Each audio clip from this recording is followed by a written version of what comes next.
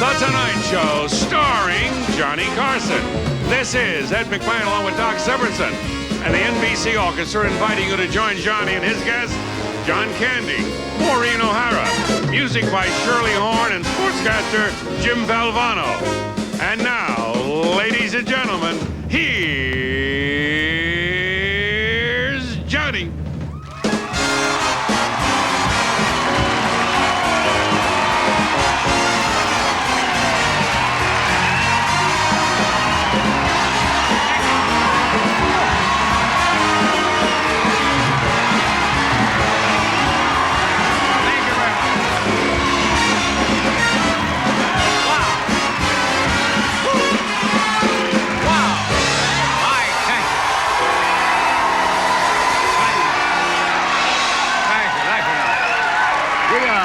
Thank you. That's very nice of you. I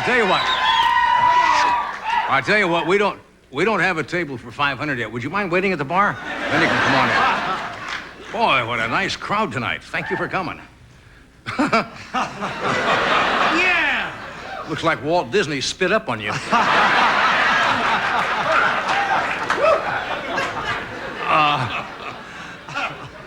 How many of you in the past year have given up smoking? Nobody? Very good. Now, we all know it's not good for us, right? All those things they put. Now, today, according to the papers, they came out with something else. Smoking, they said, maybe you read this, they think can now cause impotence. Now we know why the Marlboro Man was always alone. Well, with my luck, I'll get secondary impotence. It, must be true. I went to Art's Deli today. They had a potent and an impotent section where you can sit and smoke. Okay. I think the Queen of England is still with us. Is she not in the United States? Mm-hmm. Is she in Florida? Yeah. The other day, she took a cruise on the White House yacht. I just hope she doesn't mind pulling Sununu on water skis behind her.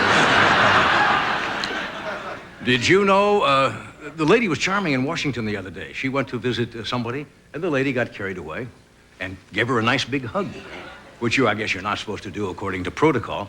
Did you know when the Queen visits, they never take any, you can never show the Queen eating or drinking?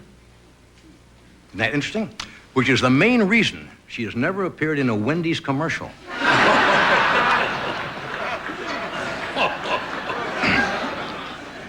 Now, here's a rumor going around. I know it's a rumor, it was in the paper today. Kitty Kelly, you know who Kitty Kelly? Right. Who wrote the trashy book about Nancy Reagan. They say she is working on a new book, and this time going after Ted Kennedy. Now, apparently the book is going to be loaded with the shocking revelations and facts about Ted Kennedy and his family. Don't we have something like that already? It's called a newspaper. What are we talking about? I don't know. What can Kitty Kelly possibly tell us about the Kennedys family that we don't already know? I mean, trying to sell an expose on the Kennedys is a little like a guy in the alley going, "Psst, you want to buy some nude photos of Madonna?" Yeah, right. Now, last night I mentioned a bizarre item. It happened back in Ohio. It was on the news. A professional clown named Buttons. Have you read this? Pleaded guilty to attempting to murder his wife in exchange for a microwave oven. He actually went to some guy and said, "If you kill my wife, I'll give you a microwave oven." Now, can you see a guy getting an offer like that? A microwave oven, and the guy Buttons saying, "Yeah, but it's got a Browning unit and a carousel." Anyway, apparently police got Red Skelton to paint the wanted poster. And that's right. But the cops, you probably know Buttons. The cops.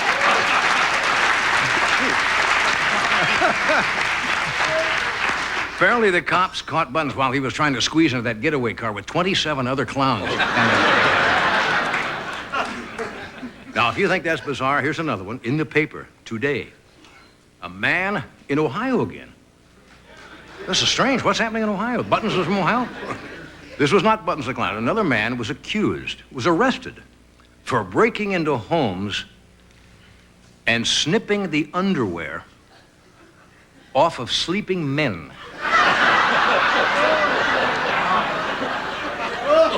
Now, this is a crime I do not understand. A lot of the time, I don't even want my own underwear. I mean,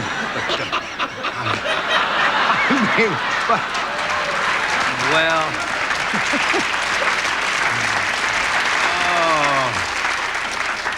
oh. I'm just picturing that. Don't get up. Ohio, something's going on in Ohio. Is that where the western states, did you see the pictures on television yesterday of the states that are being plagued by giant moths? I mean, I'm talking big moths. Must be, where is it? How big were they? I'm going to tell you.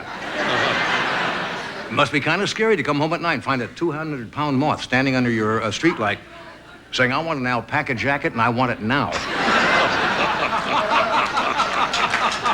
No. I guess I mentioned the other night that Roseanne Barr is going to sing again. Hey, I'm just reporting the news. She is going to sing, folks, the national anthem at a softball game, I believe, this Sunday. And Roseanne promised, I'll give her credit for this, that she wouldn't spit or grab herself. Now, is there something wrong with our standards when that's the only requirement to sing the national anthem? Yes, I'd like to do the national anthem, and I won't spit or grab myself. Okay, we got a good show tonight. We have Mr. John Candy with us tonight.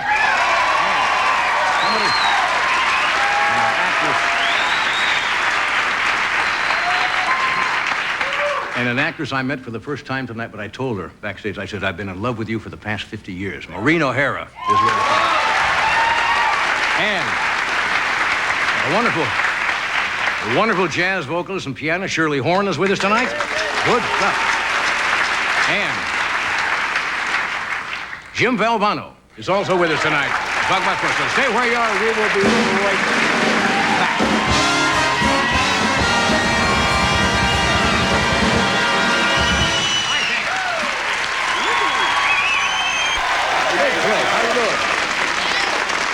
Friday night. Now, as you know, if anybody has a song and nobody in our audience knows it, you will receive a marvelous prize. Dinners, free dinners. I'm going to start with this lady here. And you are? I'm Shirley Kolb. Kolb? Kolb. Kolb. Mm-hmm. Where are you from, Shirley? Laughlin, Nevada. Laughlin, Nevada. Isn't that on a river? Yes, it is, on the Colorado. In Colorado. What do you do up there? I work for Circus Casino. You mean where they have all the acts going on? No, I work for the corporation. I work at the Edgewater in Laughlin. Oh. You married? No. I see. No, I didn't. That wasn't an offer or anything. It was just hi. How are you, Shirley? You know, So you're here in Los Angeles for what reason? Oh, we just came over to shop for a couple of days. Over shop. What is the name of the song? The Cannibal King with the big nose ring. What? The Cannibal King with the big nose ring. Nose what? Nose ring. That's in the Cannibal King with the big... No. Didn't I hear you humming that one? No, I don't want to touch that one. No, Doc may know that. No. Let's don't get in trouble tonight. Hands off from us. Can you sing some of that? Is this a decent song? I mean, because we have a family audience, you know. Oh, what song? It was from camp when I was a little kid. Did you go to camp? What kind of camp was it? Oh, Girl Scout camp. No, I don't know. I've never been to a Girl Scout. Once. Apparently like Once, yeah. Okay. The Cannibal King with the big nose ring fell in love with a dusty maid. And every night by the pale moonlight across the bay he came. He hugged and kissed his pretty little miss, the shade of a big palm tree. This go on a long time, does it? Every night, pale moonlight, it sounded like this to me. Well, that's very sweet. That's very sweet. do we have? All right. Okay. Okay, we have dinner for 4, but you're by yourself, huh? Oh, I'm with my roommate. Oh, your roommate? Mm-hmm. This guy's your roommate? Mm-hmm. Are you her roommate? Stand up a second. This is a good-looking couple. Good-looking couple. Now, this is your friend, right? Yes. Okay. And you have 2 other people? Well, you won't need 2 other people.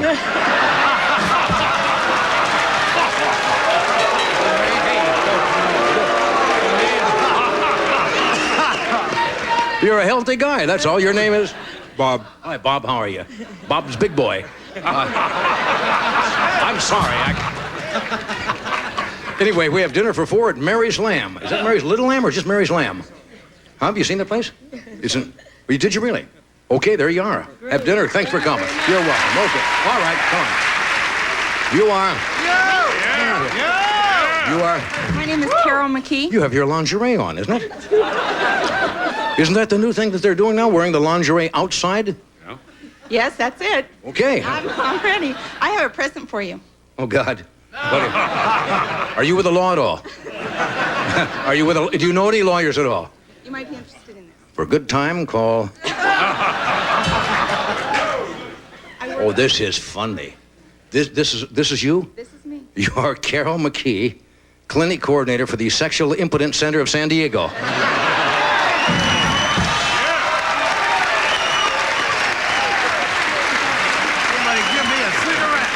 Just in case you may need my services. Just in case I may need your services. Well, you think we can have a test first to see if I need your services? Maybe Freddie might. Maybe Freddie might. No, about 40 years ago, Freddie might have.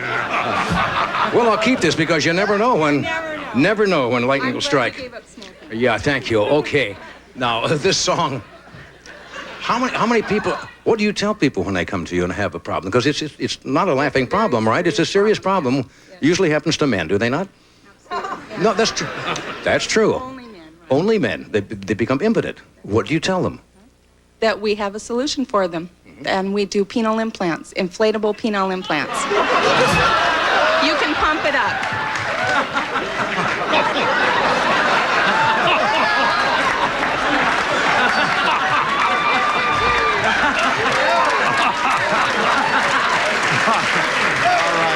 Did I hear you say you could pump it up? Yes. Hydraulic pump. A hydraulic pump. And these are like Air Jordans, you mean?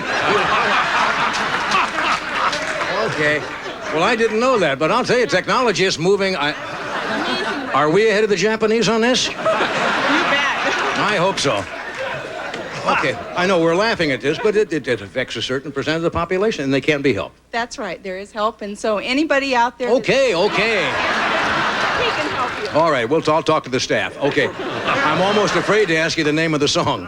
But No, this is an innocent Girl Scout song also. Really? Yes. It's called the Smile Song. The Smile Song. We got Smile song. Wait, was Don? No, I tell you who knows it. Eddie Shaughnessy knows Oh. it. Right, Ed? I do, Doc. Eddie Shaughnessy. It goes like this.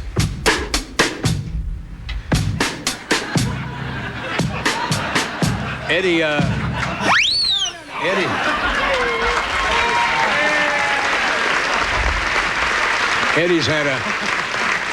Ed's had a lot of free time on his hand lately. Anyway, we've got something for you. What's your name again? I have your card. Okay, Carol. I won't lose your card. All right. Can you tell by looking at somebody whether they're...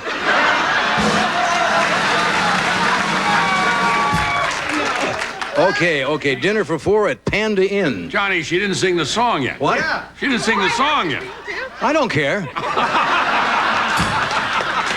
Sure, take it. You don't have to sing a song. We've already had a Girl Scout song. Sit down. You're welcome. Today's your birthday. Okay. All right, let me see. Okay. Thank you for dressing. You are? Micah Harford. Micah? Yes. Harford. That's me. Where are you from, Micah? Van Buren, Arkansas. Are you really? What do you do down there? Oh, well, I'm going to college, West Stark Community College. Good for you. What's your major? I'm going pre-pharmacy and a minor in music. Okay. What a combination. You play an instrument of any kind? I play saxophone, Ernie Watts came to our college, I think. Ernie's not here tonight. He's not here tonight. right now. What? Well, he's one of the greats. One of the greats. Okay, what's the name of the song? The Little Bar of Soap. A little bar of soap that could. Was there a little train that could? Here it goes down. Well, I found a little bar of soap. I gave myself a little rub. Living up life in the old bathtub.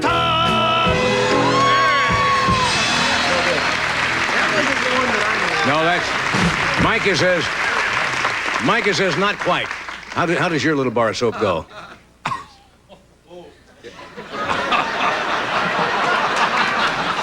How I wish I was a little bar of soap. How I wish I was a little bar of soap. I'd go slippy, slippy, slidey over everybody's hiney. How I wish I was.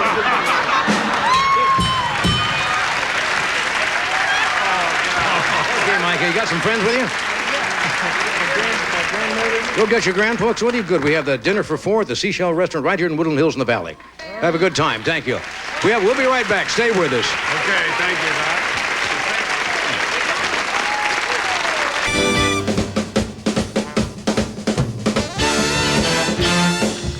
Okay, we're back. Okay, if you follow sports at all, you know my next guest. He coached North Carolina State for 23 years, won the NCAA championship in 1983, and he's currently broadcasting for ABC Sports and ESPN. Would you welcome Jim Valvano? Jim.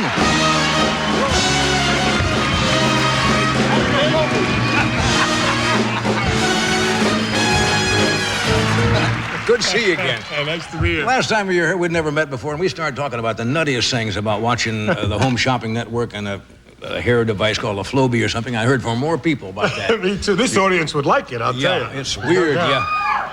Now, watching the playoffs, the teams, when they win, they go nuts. Yeah. They go crazy. The fans go crazy. The players act like they're 9 years old.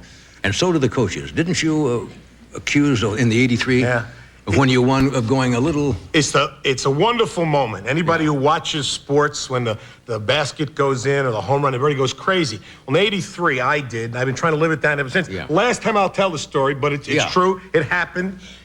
All of us have seen Wide World of Sports. I grew up watching it. They say spinning the globe, spanning the sports world, the joy of victory, the agony of defeat. Everybody here. What's the agony of defeat? Everybody, what is it? You know what it is. See that? Everybody in the world knows it's that skier who's up there, poised for a beautiful takeoff. What happens? This man doesn't just fall. Watch it next thing. Hits a house on the way down. Yeah. Children, the whole thing. And he's not dead. This man is still alive. Every weekend of his life, no matter where he is, they go, hey, Pierre, here you come again. Check yourself out again. You know? His kids, mon père. You know, so not to interrupt your story, but I'm going to interrupt only because they did a thing for Jim McKay last week on an anniversary thing, and they went and visited. Did they? That fellow, and they've been using him every year. Did they push him off the cliff? Oh no! Again? He says, yeah, I see that ever so often, and that's all the people know me for is falling off of the thing. That's right, and exactly. He's a pretty good skier. And so here I am, the night of my biggest game, playing Houston for the national championship, and I said, if we win, I think I should do a joy of victory. There are no joys of victory. Everybody knows the skier. So I said, I think I'll give him a joy of victory. So for 9 games in a row that we won, I had a player who was as emotional as I was, a kid named Derek Wittenberg. And after every game, he'd run over to me and he'd hug me. And he'd say, we're still alive, coach, we're still playing. A lot of pictures of it, and people remarked about it. So I'm thinking, hey, if we win this thing, they told me before we went on that 50 million people would watch. So I said, hey, you know what? Never get a shot like that again? I'll sprint out on the court, figuring the cameras are going to be on me. Derek Wittenberg would see me, and he'd run to me. Now, you got the picture? Yeah. Here's Valvano running. Here's Wittenberg running. We'd get to center court, and we would hug. And television would do it the way they do it best, slow-mo. So I'd be, running like this. Wittenberg would do the old slowly I turned routine. Right. We'd get there. They'd put music to it, chariots of fire in the background. You envisioned all of this happening? Oh, certainly. I said, this is going to be a marvelous moment. I'm going to give him this thing. So the last shot goes up. We dunk it. We win the game. And I say, here it comes, joy of victory. I sprint out on the court. The cameras are on me. I know they're going to be on me. I get to center court to hug Derek Wittenberg. For the first time in 10 games, he's hugging someone else. I'm by myself with 50 million people.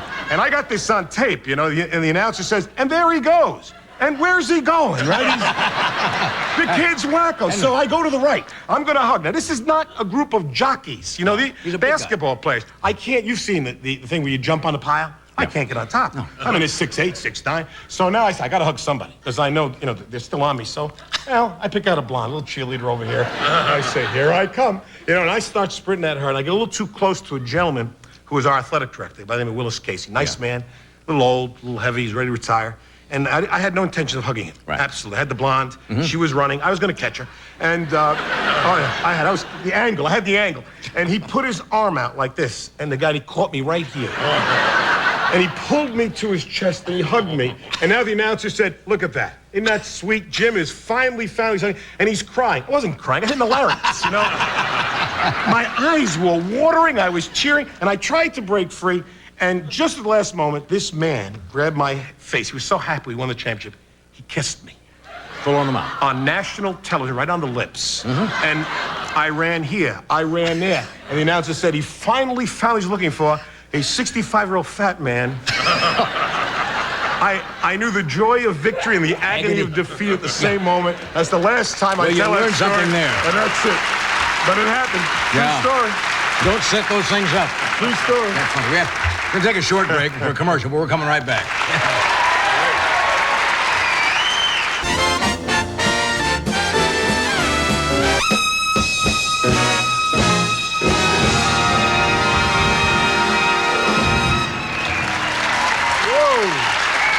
Okay. We're talking with Jim Valvano. Question that occurred to me then. I'm watching a ball game. See what you think of this. You mentioned the size of the players. Uh-huh. Years ago, the game was, there were very few players over 6 feet. Now, when I was in high school and college, if you had a guy who was 6'1" or 6'2", was a big guy. Mm-hmm.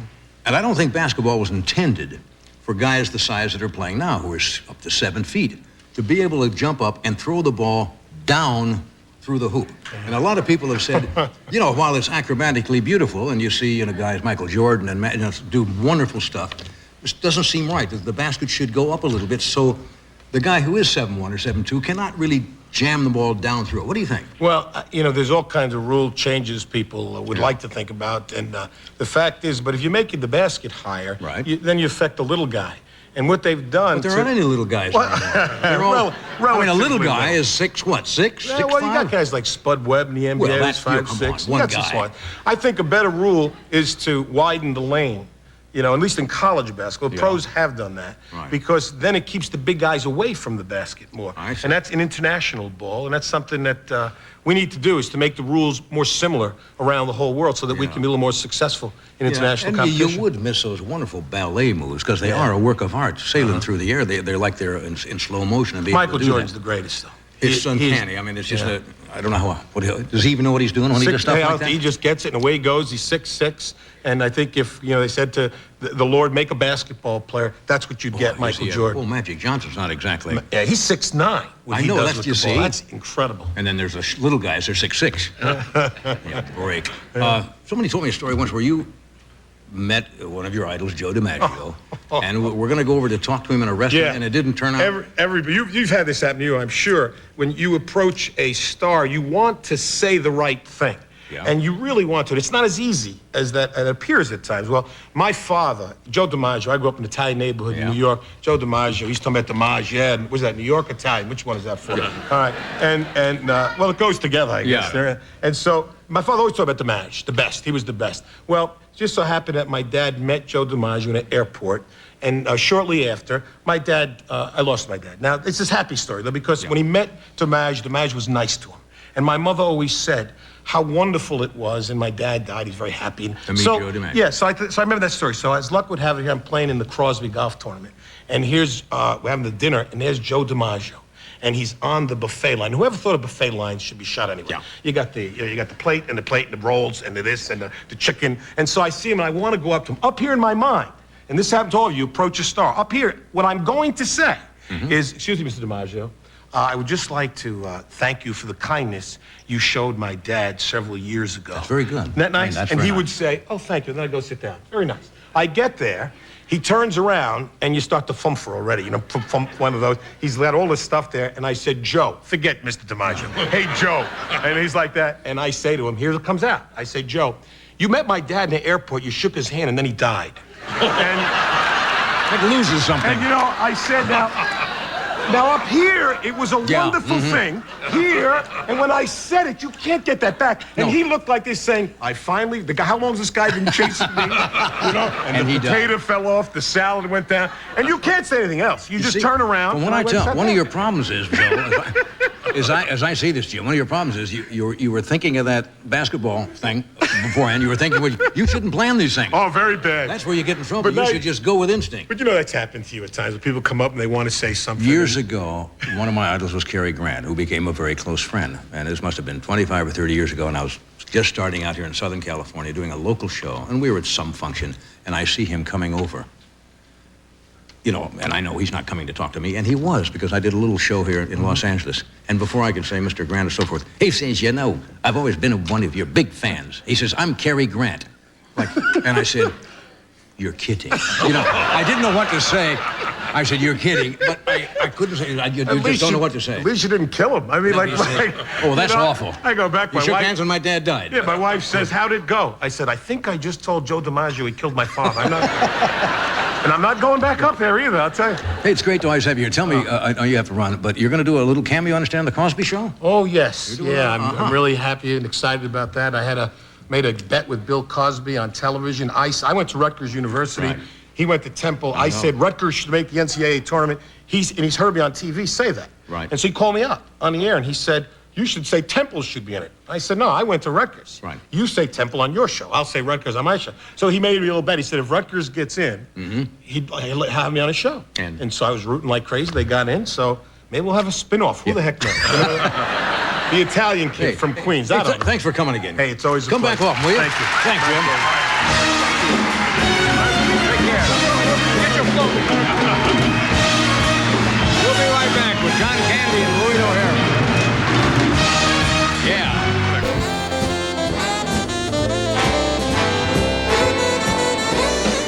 Okay, we're back. We're marvelous people for you. We have two people who are movie stars from different generations. The younger, of course, is John Candy, and Maureen O'Hara has made 56 motion pictures, including all-time classics like The Quiet Man and Miracle on 34th Street. And she actually retired from the business 20 years ago, but apparently John persuaded her to come back for one more time, and the picture is called Only the Lonely, which comes out the 24th and has received some marvelous reviews. Would you welcome John Candy and Maureen O'Hara?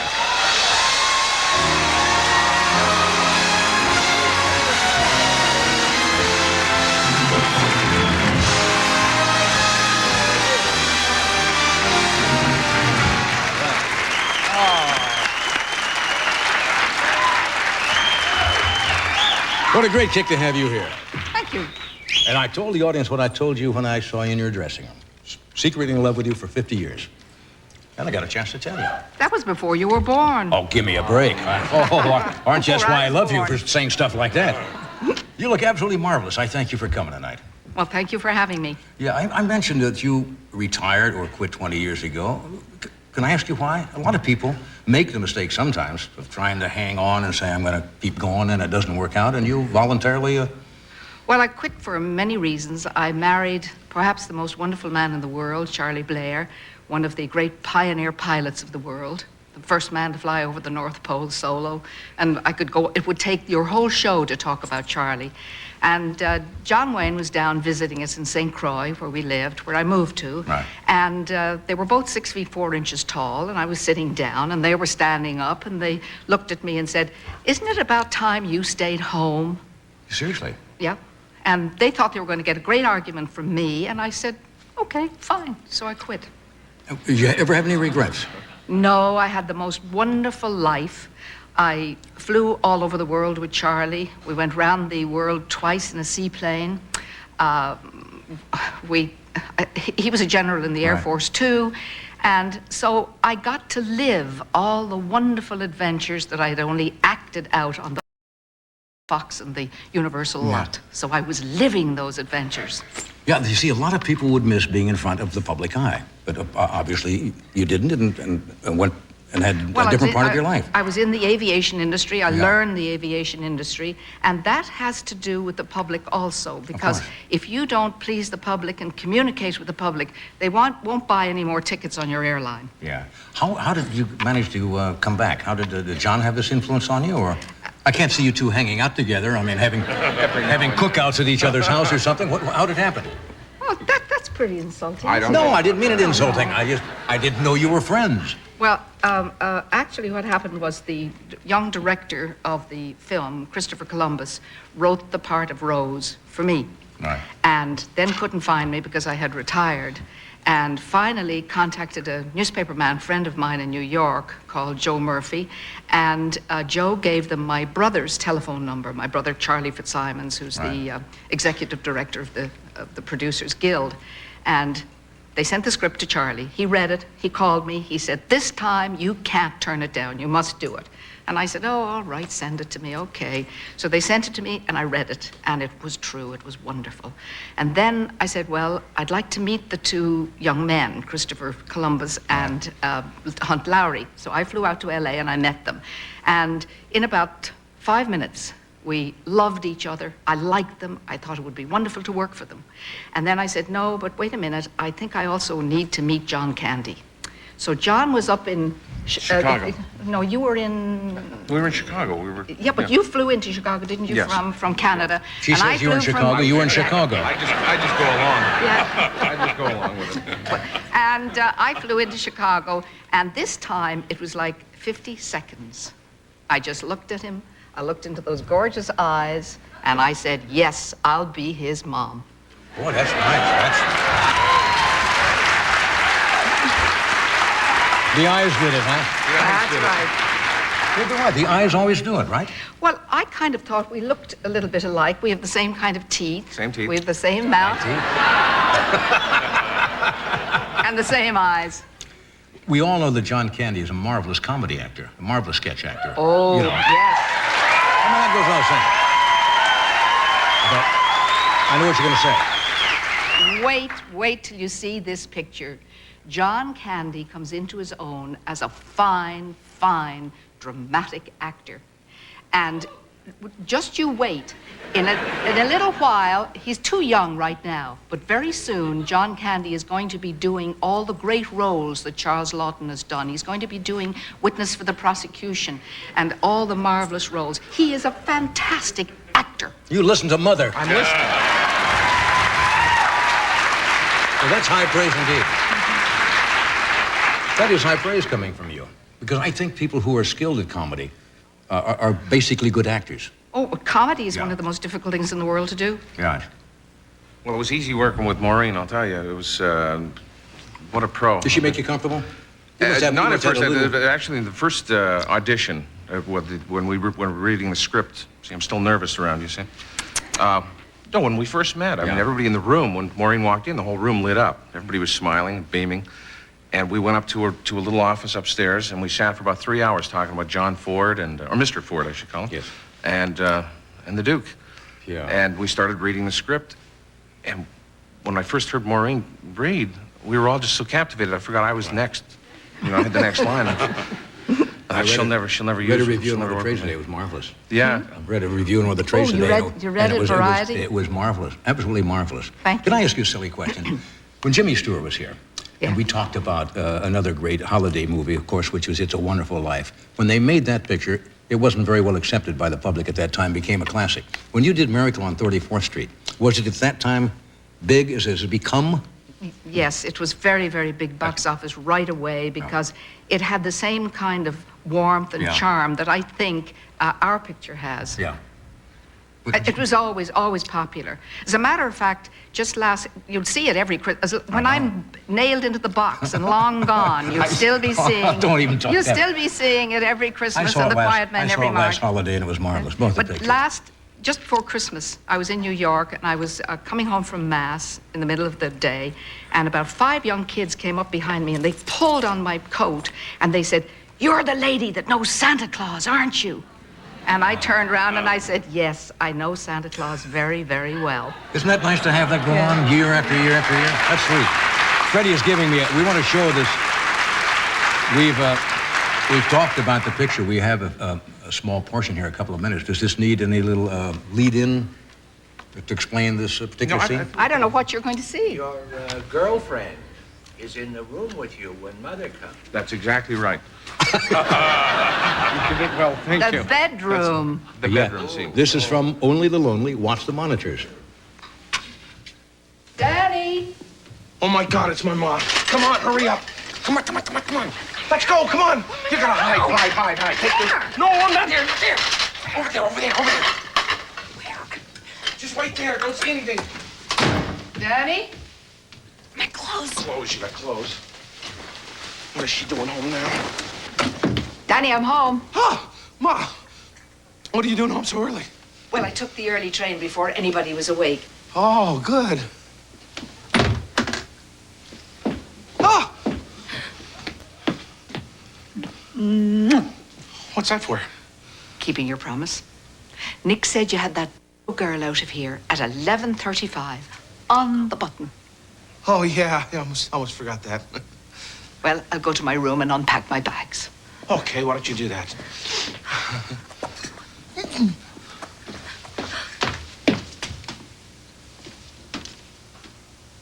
What's this? It's a hat. It's a hat. Sacrilegious.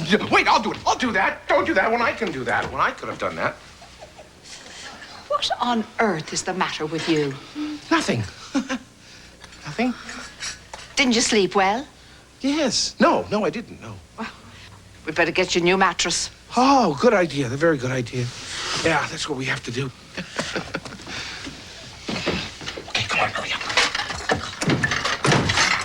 Will you hurry just a second? Oh, I'm 38 years old.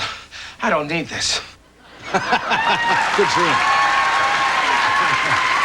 Yes, no, good.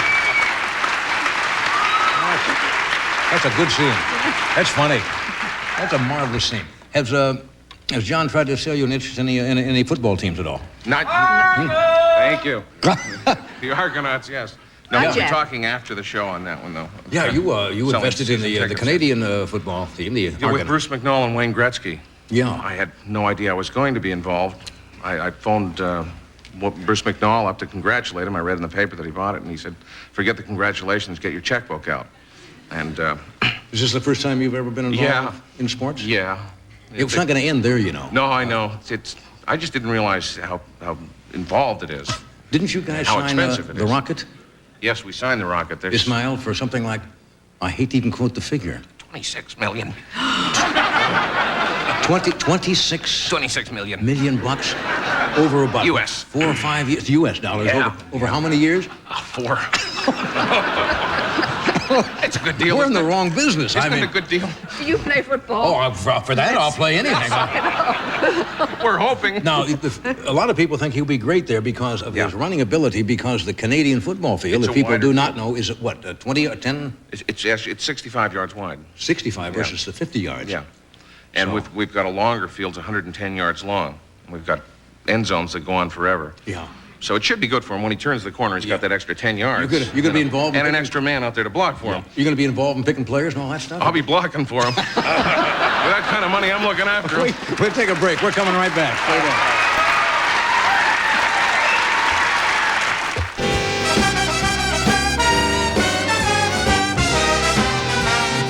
If you want to hear some very fine jazz singing and piano playing, Shirley's going to be in Los Angeles at the Cinegrill on May 18th, and in San Francisco at Kimball's from the 22nd to the 25th of May. This is her new album called You Won't Forget Me. Would you welcome, please, Shirley Horn? Baby, please put on your dancing boots. Come dance with me. Come dance with me. What an evening for some terpsichore. Handsome face, I know a swinging place. Come dance with me. Romance with me on a crowded floor. And while the rhythm pings, oh, what lovely things I'll be saying. For what is dancing but making love set to music playing. When the band begins to leave the stand, folks start to roam. As we waltz home, cheek to cheek we'll be. Come on, come on, come on and dance with me. Hey, cutes, put on your bassy boots and dance with me. Romance with me. What an evening for some terpsichore, a handsome face. I know a swinging place. Come dance with me. Romance with me on a crowded floor. And while the rhythm pings, oh, what lovely things I'll be saying. For what is dancing but making love set to music playing? When the band begins to leave the stand and folks start to roam, as we waltz home, cheek to cheek we'll be. Come on, come on, come on and dance with me. When the band begins to leave the stand and folks start to roam, as we waltz home, cheek to cheek we'll be. Come on, come on, come on and dance with me. When the band begins to leave the stand and folks start to roam, as we waltz home, cheek to cheek we'll be, we'll be, we'll be, we'll be now. Come on, come on, come on.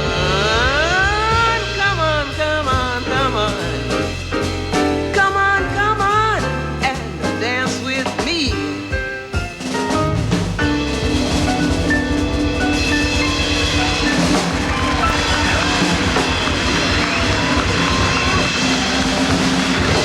Shirley Horn.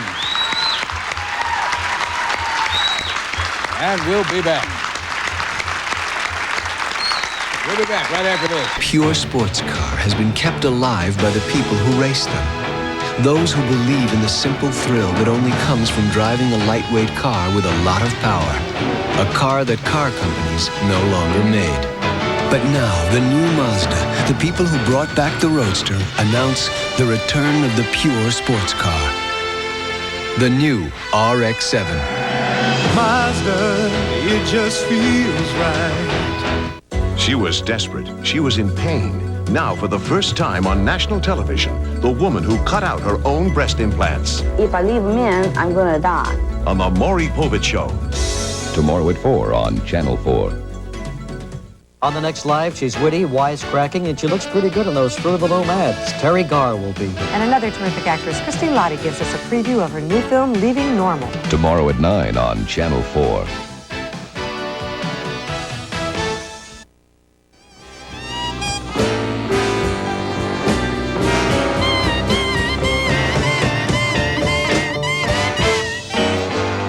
Okay, we are back. Anyway, it has been a delight to have you here. Thank you. So nice to see you, really. I wish you much luck. And John, you too. It's nice to have you here. Thank you very much. And it's Only the Lonely which opens. This is the preview, right? Tuesday, May 21st? And it opens on the Now, I saw the 24th. invitation. I see Mr. Candy in the background here, and I see, I don't know if you can see this from there. Ali Sheedy. Yeah. Are these, now, can we ask whose legs those are? Are those your, Well, they sure as hell aren't mine. Oh, yeah. And? They're not mine. Anyway, thank you both for coming. I hope this movie's a big hit for you. It's been a joy having you here. Thank you. I want to thank Shirley Horn. She'll be at the Cinegrill. We'll see you. Have a nice weekend. Good night.